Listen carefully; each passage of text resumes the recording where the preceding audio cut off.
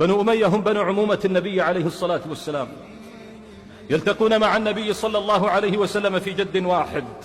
أكثر عمال النبي صلى الله عليه وسلم على الأمصار وعمال أبي بكر وعمر وعثمان كانوا من بني أمية.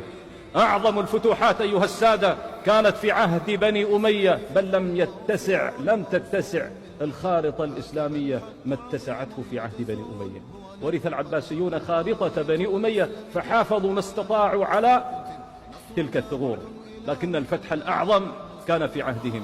بلغت الفتوحات في عهدهم شرقا إلى الصين، وغربا إلى الأندلس وجنوب فرنسا، وشمالا إلى بحر قزوين، وجنوبا إلى المحيط الهندي. عم الرخاء في عهدهم، لم يوجد فقيرا واحدا يأخذ الزكاة مع اتساع رقعة البلاد.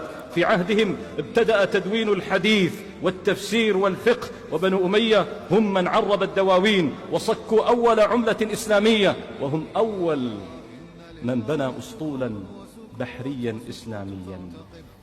أعرفتم لماذا يطعن في بني أمية إذن؟